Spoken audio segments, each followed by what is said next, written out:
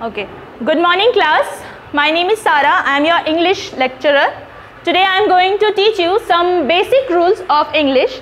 If students does not follow this basic English rule, they can make mistakes in sentence formation, in paragraph writing, in comprehension, which is very necessary, and even in basic communication.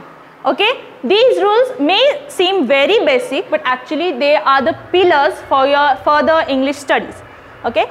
As it is also important for your NDA syllabus. Starting with conjunctions. Okay? Conjunctions. As everyone know, there are conjunctions as full stop, comma, exclamation, question mark, apostrophe, hyphen and quotation marks. There are two quotation marks, singular and plural.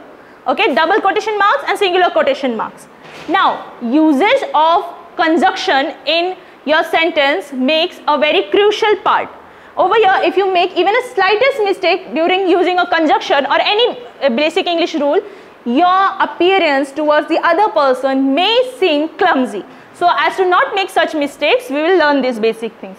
Starting from first rule for full stop is, we have to put full stop when we end a sentence. We cannot put full stop anywhere between the sentence. If you do so, it will make it quite confusing for the other person. So, full stop after the sentence. This is the basic. Now, another is capital letter.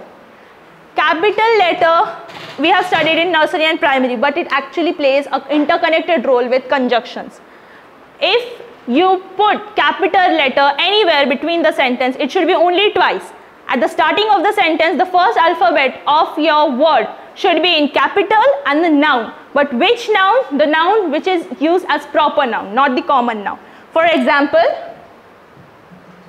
if I am starting a sentence as if my mother is making food.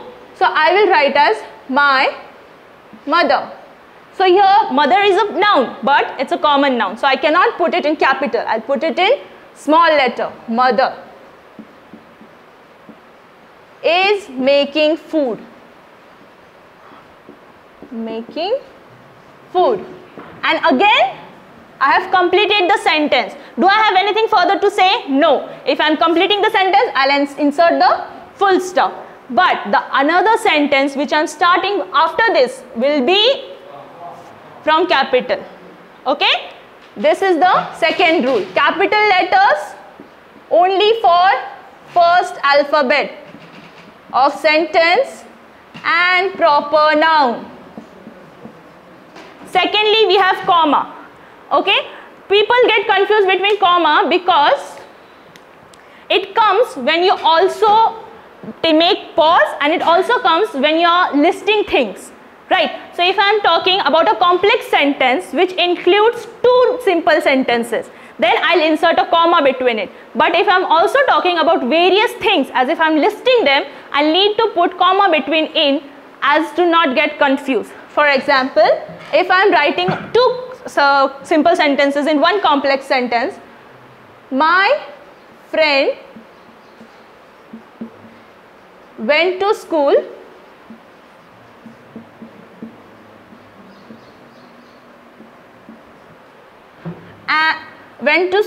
but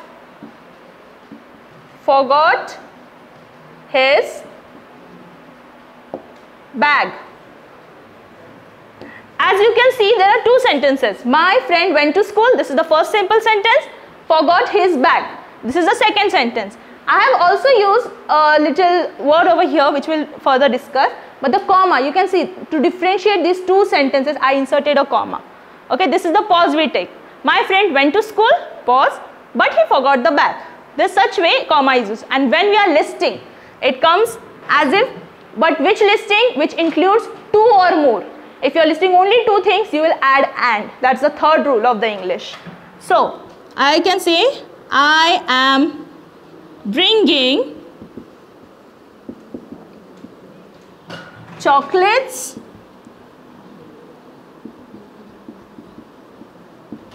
cucumber, I have inserted a comma over here because I am listing two things. Third thing, if I know is going to be the last thing, I am going to insert and. Why? Because it's the last thing between the two. So cucumber and coconut. Understand? Understood? Yes. Okay. So these are the three basic rules which I have told. Now moving on to exclamation and question mark. Exclamation is when we are expressing an emotion. For example, when we got hurt we say ouch. When we are happy we say hooray. When we are scared we say ooh. So in such way, how do we write it as it is. The exclamatory word ouch we write as ouch. But to mention that this is not a noun or this is not a word or an adjective, we put an exclamation mark to see that we are imparting an emotion over here.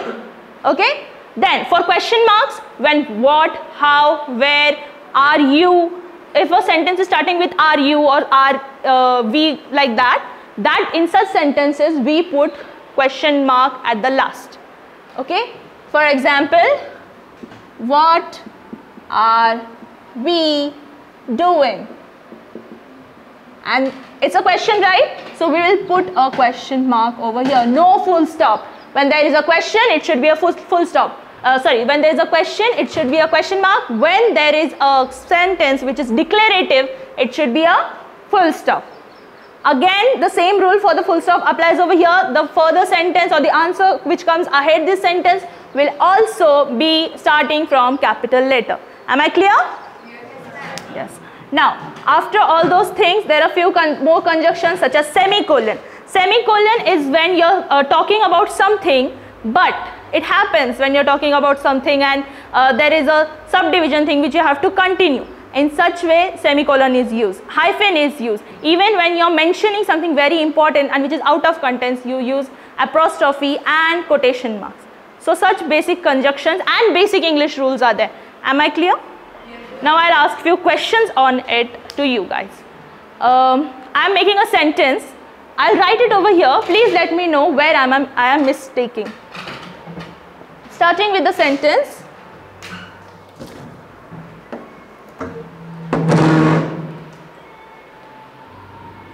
I am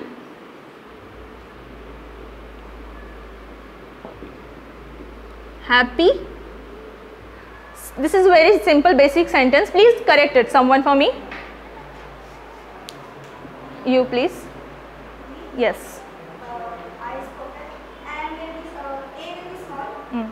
Just a moment. There will be no question mark and Yeah. happy H will be small. Yes, that's correct. Please clap for her.